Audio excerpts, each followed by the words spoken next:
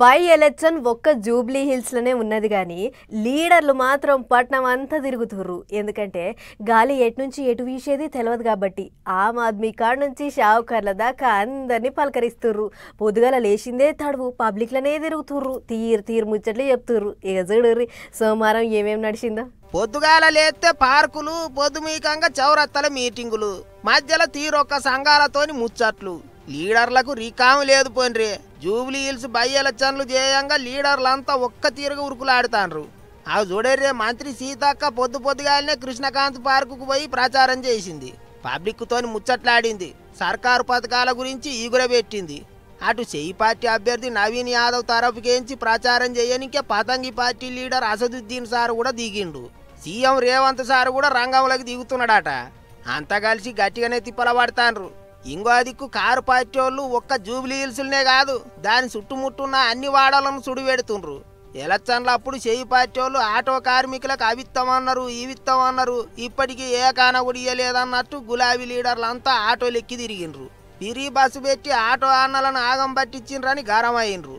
Auto అన్నల ఆపతి ఏంటిదో తెలుసుకునేందుకు కారు పార్టీ వాళ్ళంతా పట్నంలో నెత్తికో ఆటో ఎక్కి తిరుగులాడిండ్రు. అంతేకాదు ఆటో డ్రైవర్లంతా జూబ్లీ హిల్స్ బై ఎలక్షన్లలో ప్రచారం చేయాలన్నట్టు కూడా మాట్లాడిండ్రు. తెలంగాణ భవన్ దాకా లీడర్లంతా ఆటోలనే పోయిండ్రు. అటెనక ముచ్చట్లు కూడా జోరుగా నడిచినాయి. నేను కూడా ఆటోలో ఎక్కి ఇక్కడ దాకా వస్తా అని చెప్పి బయలుదేరి ఆటో సంక్షేమ బోర్డు పెడతామన్నారు. ఒక్కొక్కలకు నెలకు 1000 రూపాయలు ఇస్తామన్నారు. అది ఇయ్యకపోగా ఉన్నది కూడా వీకేసిరు. ఇందిరమ్మ రాజ్యంలో ఇవాళ ఇండ్లు గులగొట్టుడు. ఇందిరమ్మ రాజ్యం అంటే ఆటో డ్రైవర్ల ఉసురు పోసుకునుడు. ఇందిరమ్మ రాజ్యం అంటే అందరిని ఆగమాగం చేసుడు తప్ప ఏమీ లేదు. ఏం నడుస్తుంది ఆ తెలంగాణ అంటే అహనా పెళ్ళంట సినిమా నడుస్తుంది కాదన్నట్టు. ఇక జూబ్లీ హిల్స్ లో తాము ప్రచారం చేసుడే కాకుండా పక్క నియోజకవర్గాల పబ్లిక్ ను కూడా తోలుకొచ్చి ప్రచారం చేయిస్తాండ్రు కొంతమంది. ఇంకో దిక్కు జూబ్లీ హిల్స్ లో పువ్వు పార్టీకి పతంగి పార్టీకి నడవనే అసలు పోటీ నడుస్తుంది అంటుండ్రు కాషాయం లీడర్లు. నవంబర్ 14వ తారీఖున కమలం పువ్వు మస్తు కులాయిస్తుంది అన్నట్టు మాట్లాడుతుండ్రు. మరి ఏమవుతుందో ఏమో చూడాలి. గమ్మతి ముచ్చటేంటిదంటే అన్ని పార్టీల లీడర్లు జూబ్లీ హిల్స్ ను అభివృద్ధి చేస్తాం అన్నట్టు చెప్తుండ్రట కానీ ఏం అభివృద్ధి చేస్తారనేది చెప్తలేరట.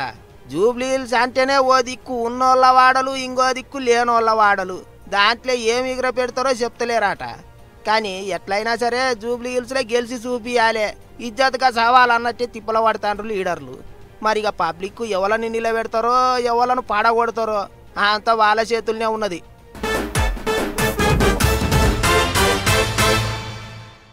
గింత గంపంత అయినట్టు చిన్నగా మూసుకొస్తుంది. 3 వద్దుల సంధి మొగులంతా నల్లబడ్డది. మొంతా తుఫాన్ ముంచుకొస్తుంది. ఇయ్యరమయ్యర వానలు దంచి కొడుతున్నాయి. ఇక తుఫాన్ ఏడిదాకొచ్చింది, ఏంది కథ అనేది అంతా అరుచుకొని వద్దాం పారట్ల పోయి. మోంతా తుఫాను మెత్తగా చేస్తుంది ఆంధ్ర రాష్ట్రాన్ని. బంగాళాఖాతంలో లేచి ఏపీకెల్లా రువడి మీద ఉరికొస్తుంది. ఇప్పుడు నిన్న మొన్నటి దానిక ఈడ్చుకొచ్చిన వానలు చాలా అన్నట్టు ఇప్పుడు ఇదోటి మోపైంది పబ్లిక్ పానానికి. ఇప్పుడు ప్రస్తుతానికి తుఫాను నైరుతి బంగాళాఖాత పరిసర ప్రాంతాల్లో కొనసాగుతుంది. రేపు ఉదయానికి ఉత్తర వాయువ్య దిశలో పయనించి పశ్చిమ మధ్య బంగాళాఖాతంలో తీవ్ర తుఫానుగా మారే అవకాశం ఉంది. సాయంత్రం నుంచి రాత్రి లోపల కాకినాడ దగ్గరలో తీరాన్ని తీవ్ర తుఫానుగానే తాకే అవకాశం ఉంది. తీరాన్ని తాకే సమయంలో గాలుల యొక్క వేగం 90 నుంచి 100 వరకు ఉండే అవకాశం, గరిష్టంగా 110 కిలోమీటర్ల వరకు ఉండే అవకాశం ఉంది. తుఫాను తీరాన్ని తాకే సమయంలో కాకినాడ పరిసర ప్రాంతాల్లో సాధారణ అలల కన్నా 1 మీటర్ ఎత్తు వరకు అలలు ఎగిసిపడే అవకాశం ఉంది. అంటే ఉప్పెన 1 మీటర్ వరకు ఉండే అవకాశం ఉన్నది. తుఫాన్ తోని పైలంగా ఉండాలంటున్నారు. ఎవరు చెప్పినా ఇదే చెప్తారు. ఇంతకంటే ఎక్కువ ఇంకా చెప్పేందుకే ఉంటది. అయితే ఇప్పటికే గవర్నమెంట్ కూడా అన్ని అతారాలు పతారాలు తయారు చేసుకున్నాడు కూడా. తుఫాన్ జయంగా వరదలు వచ్చినా పబ్లిక్ కి ఏమన్నా తక్లీఫ్లైనా అరుచుకునేందుకు అన్ని తయారు చేసుకున్నాం అనేది అధికారులు అంటున్న మాట. మరి ఉండాలి కదా, ఏమన్నా పెద్ద ముప్పు వస్తే ఎంత ఎక్కువ మంది ఉంటే అంత ఎక్కువ మందిని కాపాడొచ్చని వాళ్ళ ఆపొచ్చిన వాళ్ళది. మరి ఏదున్నాకి తుఫాన్ తోని పెద్ద ముప్పే ఉండదట. నోళ్ళు ఎదురుగాలు, ఉరుములు, మెరుపులు 3 వద్దుల దానిక జరంతా పైలంగా ఉండాలంటున్నారు అధికారులు. ముసలోళ్ళు, ముడుగోళ్ళు, కింది జాగాలలో ఇండ్లున్నోళ్ళు ఇగింత పైలంగా ఉండాలి. మరి ఇగో పబ్లిక్ వచ్చేకాడ పోయేకాడ మీరు సుత జరంత జాగ్రత్త. సుమా ఏం చెప్తున్నా.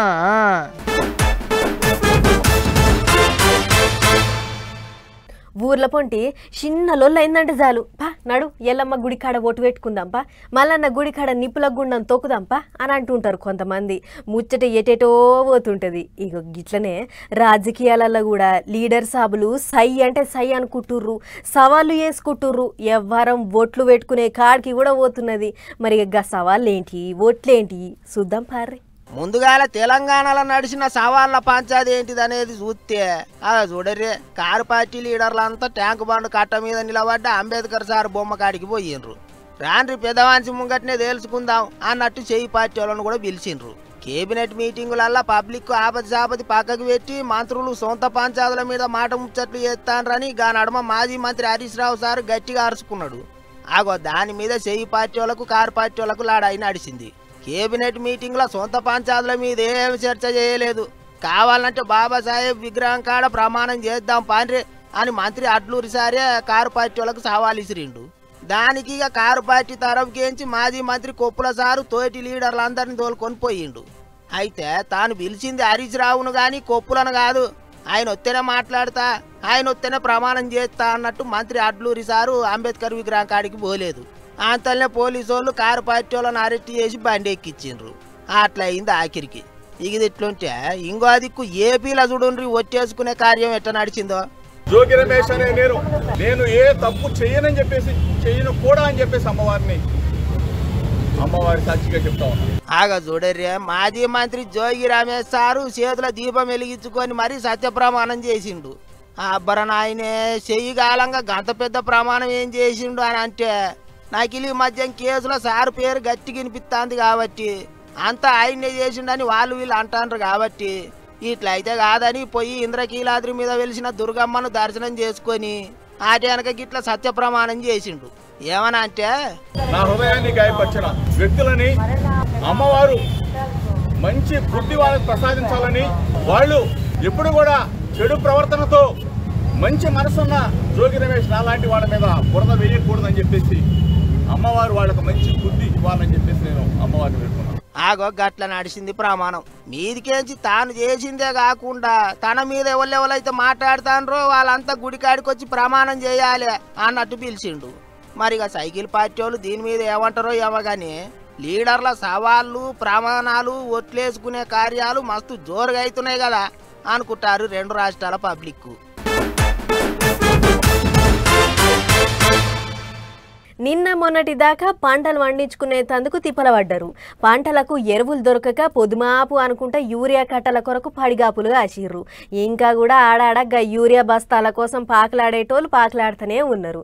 ఇంకా తిప్పల ఒడవలేదు. మళ్ళా కొత్త తిప్పలు వచ్చి పడ్డది తెలంగాణలో రైతన్నలకు. ఏడాదిలో 12 నెలలు 3 కాలాలు 365 రోజులు ఎన్నడూ సుఖం లేదు రైతన్నలకు.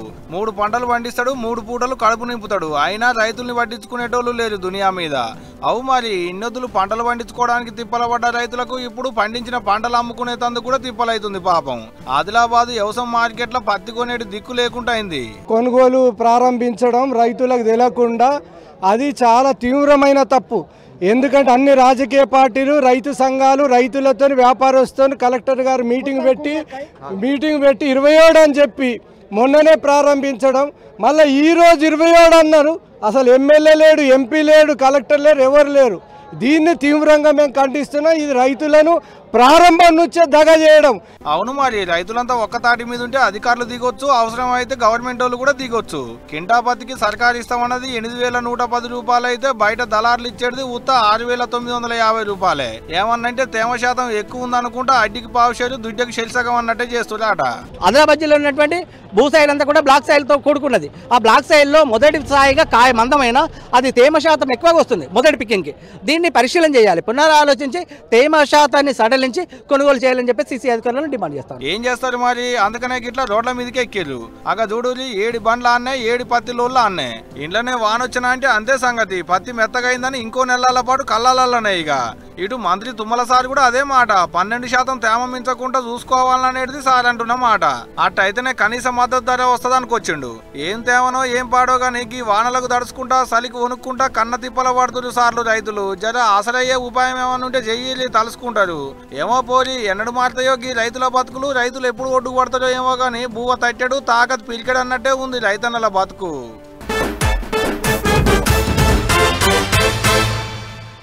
ఒకప్పుడు తాపకోసారి మైక్ల ముంగట్టుకొచ్చి పబ్లిక్ షెవులకు పట్టిన శిలం వదిలిస్తుండే సారు గీ నడుమ ఎక్కడా కానొస్తలేడు, ఏమైపోయిండో, ఎక్కడున్నాడో అని అందరూ అనుకుంటుంటేనే ఇగో దోస్తుతోని కలిసి జంటగా కనిపించిండు. మరిగా గా సారే వాళ్ళు ఏం కథ చూడాలి కదా, చూడుర్రి. ఆగో టక్కున చూస్తే కూనం బట్టర్ కావచ్చు, జర్ర పరిచవచ్చి చూడుర్రి సార్ ఎవరిలో సమజైతుంది. అదే అదే మాజీ మంత్రి కొడాలి నాని సారే. శానొద్దులకు గిట్ల 7 కొండల ఎంకన్న సన్నిధిలా కనిపించిండు. ఎప్పుడు చూసినా రింగుల జుట్టుతోని గుబురు గడ్డంతోని కనిపించే సారు గిట్ల శానొద్దులకు నీటుగా సవరం చేయించుకొని కనిపించేటాలకు ఆగో గీనెనే ఇక్కడనో చూసినట్టే కొడుతుంది కదా అనుకున్నారట తోలుతా పబ్లిక్. అటెనక కూనం పట్టినాక ఇక ఒక్కోళ్ళు పోటువల కొరకు దగ్గరికి పోయిండ్రు.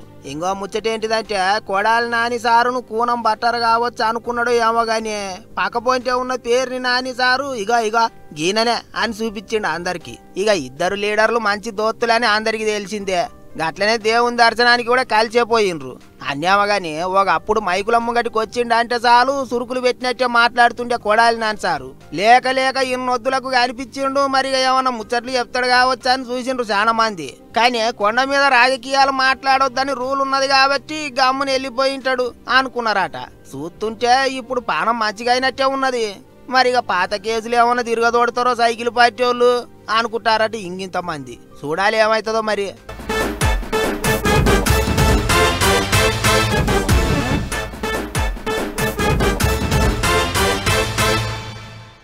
ఓట్ల లెక్కింపు నాడు ఓడతామా గెలుస్తామా అని లీడర్లు ఎట్లయితే టెన్షన్ పడతారో మందు దుక్నాల డ్రా తీసే కాడ కూడా అట్లనే టెన్షన్ పడ్డారు దరఖాస్తుదారులు.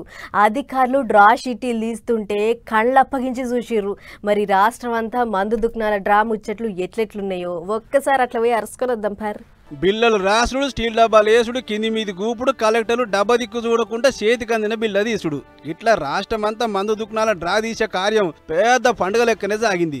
పొద్దుగాలనే ఎవ్వల జాగలాలు మీటింగులు పెట్టిన జిల్లా కలెక్టర్లు డ్రా తీసి ఎవరెవరికి ఏ దుకాణాలు వెళ్ళినాయో చెప్పిర్రు. లక్కీ డ్రా మొత్తం జనాల ముంగట వాళ్ళ కండ్లకు అవుపడతట్లే తీసిర్రు. అయితే వచ్చినోళ్ళంతా ఒక్క దుకాణం వెళ్ళినా సాల్రో దేవుడు అనుకుంటున్న యాళ్ళ సంగారెడ్డి పట్నంలో ఉండేకి రాజేశ్వర్ గౌడ్ అనే అన్న మాత్రం ఏకంగా 3 దుకాణాలు కొట్టి హ్యాట్రిక్ కొట్టిండు. అయితే సంగారెడ్డిలో ఉన్న దుకాణాలన్నిటికీ వీళ్ళ దోస్తులంతా కూడి సిండికేట్ గా 100 దరఖాస్తులు వేసిరట. అగో గంటల ఈ అన్న ఒక్కనికే 3 దుకాణాలు వెళ్ళాయి. దీంతో పంట వండింది పో రాజేశ్వర్ బాయ్ అని తోటలు అంటుంటే మస్తు మురిసిపోయినట అన్న. ఇక ఇదిట్లుంటే కడమ జాగల సుత ఇట్టనే బిల్లల మీద దుకాణాల నెంబర్ రాసుడు, డబ్బాలేసి రప్ప కింది మీద కూపుడు. ఎవరికి ఏ దుకాణం వెళ్ళిందో చెప్పుడు. ఇట్లా రాష్ట్రంలో ఉన్న 2620 దుకాణాలకు కొత్త వ్యాపారులు సెలెక్ట్ చేసిన అధికారులు. అయితే ఈ డ్రా తీసే జాగలకు దరఖాస్తుదారులను తప్ప బయట వాళ్ళను ఎవ్వరిని కూడా రానియలేదు పోలీసులు. డ్రా చిట్టీలు, బిల్లలు ఎక్కడింత తారుమారు కాకుండా గట్టి బందోబస్తు పెట్టిర్రు. జిల్లా పోలీస్ పెద్ద సార్లకినా హాజరుపడ్డరు. ఇక దుకాణాలు వెళ్ళిన వాళ్ళు మురిసి ముప్పందు అయితే పేర్లు రానోళ్ళు నసీబ్ బాలేదని నారాజయ్యారు. ఇట్లా ఆడిడని ఏం లేదు, అన్ని జిల్లాలలో ఇదే తరికలు నడిచింది. ఇక కొత్తగా దుకాణాలు వచ్చిన వాళ్ళు ఈ ఏడాది డిసెంబర్ 1 2027 నవంబర్ 1 దాకా నడిపించుకుంటారు దందా. దరఖాస్తుల మీదనే సర్కారుకు 2854 కోట్ల రూపాయల ఆమదానం వచ్చిన ముచ్చట అందరికీ ఎరుకున్నదే. నిన్నీ అలా బంగారం ధరలు వస్తున్నా పోతున్నా ఓ రామశిలక లెక్కనే ఉన్నాయి కదా. అరే పెరిగింది అని వార్త రాస్తున్నామో లేదో అప్పుడే తుపుక్కున కూలబడుతుంది. సరే తగ్గినాయి కదా అని రాద్దామంటే తెల్లారి పిరమవుతున్నాయి. గిట్ల ఒక్క తావల ఉంటలేవు ధరలు అన్నట్లు పిఠాన పిరమవుతుంది అని అనుకున్న బంగారం ధరలు చాలా మటుకు కిందికి దిగినాయట. చూడుర్రో సార్. ప్రజలారా, బంగారం అసంటి ముచ్చట పట్టుకొచ్చినాము. చెవులు జర్రంత పెద్దగా చేసుకొని నుర్రి.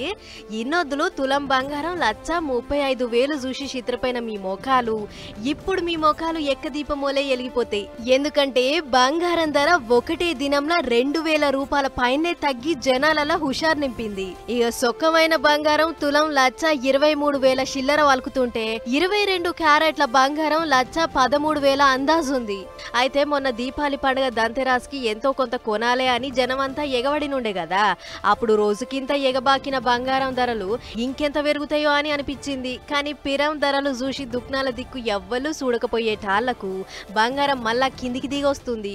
అటు మొన్న పిరం రేటు పెట్టి కొన్నోళ్ళంతా అరే వట్టిగా కొంటిమి కదా, కొన్నొద్దులు ఆగితే అయిపోవు కదా అని బాధపడుతుంటే ఇదేమో కానీ కొంటున్నోళ్ళు ఇంకొందరు. ఇక ఈ బంగారం ధరలు ఇట్లుంటే అటు వెండి ఉన్న తావుల్నే ఉండి కిలోకు 1,50,000 1,70,000 వలుకుతుంది. అది కూడా మొన్నటి దాకా 1,80,000 మార్కును దాటి 2 లక్షల దాకా పోతదేమో అని అనిపించింది. కానీ ఎవ్వళ్ళు దేకకపోయేటాళ్లకు బంగారము వెండి 2 జంట పక్షులోలే మళ్ళా జనాల తానికి దిగొస్తున్నాయి. ఏదేమైనా నిన్ని అల్ల బంగారం ధరలు ఎప్పుడు ఎట్లా ఉంటున్నాయో చెప్పలేకుంటున్నది. మరి తగ్గిన రేట్లను చూసి కొంటారో లేదో మీ ఇష్టం గాని మోక చూస్తుంటే ఈగింత తగ్గేటట్లే కొడుతుంది. చూసుకోరు మరి.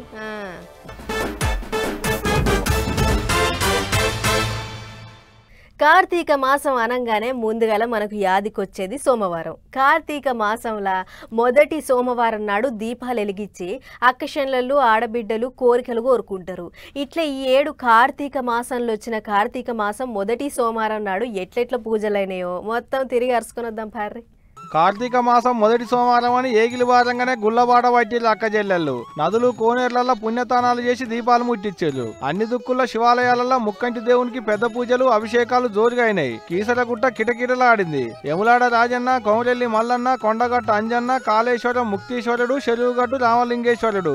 ఓ ఇట్ట ఆడ ఈడని ఏం లేదు. ఆడ శివుని గుడి ఉంటే ఆడ దీపాలు వెలిగించి మొక్కులు పెట్టుకున్నారు భక్తులు. దండాలు పెట్టుకుని కోరికలు కోరుకున్నారు. శ్రీశైలం మల్లన్న దేవుణ్ణి చూసేందుకు శితం పట్టకుండా వచ్చి భక్తులు ఇసుక పోస్తే రాలనంత మంది వచ్చారు సాములో దర్శన భాగ్యం చేసుకునేందుకు. కాళహస్తిలో కాలు పెట్ట సందు లేదు. పుట్టబగిలి శివలు వెళ్ళినట్టే వచ్చారు శ్రీకాళహస్తీశ్వరుని దర్శన భాగ్యానికి. అమరావతిలో గుడి మినుగురు పురుగులోలుగానే మిలమిల అని మెరిసిపోయింది. గా అందాలను చూడ్డానికి 2 కళ్ళు చాలలేదనుకోరాదు.